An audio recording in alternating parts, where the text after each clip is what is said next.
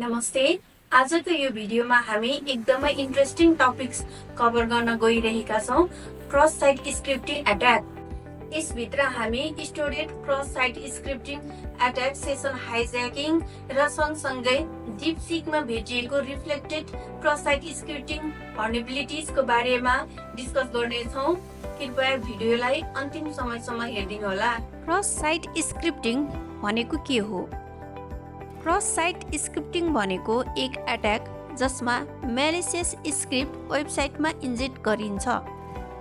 यसमा दुईवटा main type छन्, रिफ्लेक्टेड क्रस साइट स्क्रिप्टिङ र स्टोर्ड क्रस साइट स्क्रिप्टिङ।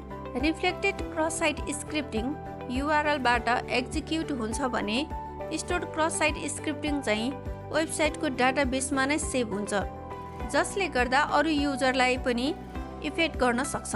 अब डिपसिकमा पाइएको reflected cross site scripting vulnerabilities test गर्नेछौँ। हामीले एक भर्निएबल प्यारामिटर आइडेन्टिफाई गरेर म्यालिसियस पेलोड इन्जेक्ट गर्छौँ।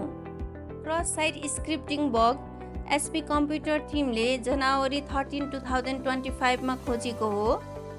अर्को कुरा, डिपसिकमा डोम बेस भल्नरेबिलिटिज पनि पाइएको थियो। इथिकल ह्याकिङ सिकेर प्रोफेसनलहरूले penetration testing, security analysis, SIEM, SOC, vulnerabilities assessment अनि बग बाउन्ड्री हन्टिङ जस्तो प्रोफिटेबल करियर पर्स्यु गर्न सक्छन्।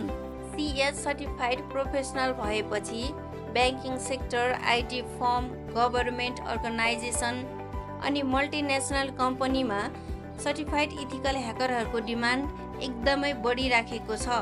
यो भिडियोमा हामीले इथिकल ह्याकरको इम्पोर्टेन्स, डिपसिकमा देखिएको क्रस साइट स्क्रिप्टिङको बारेमा कुराकानीहरू गर्यौँ। यदि तपाईँ पनि इथिकल ह्याकिङमा इन्ट्रेस्टेड हुनुहुन्छ भने SBComputerलाई सम्पर्क गर्न सक्नुहुन्छ र यो गोल्डन अपर्च्युनिटी ग्र्याब गरेर सर्टिफाइड इथिकल ह्याकर बन्न सक्नुहुन्छ। यस्तै भिडियोहरूको लागि च्यानललाई सब्स्क्राइब गर्नुहोला।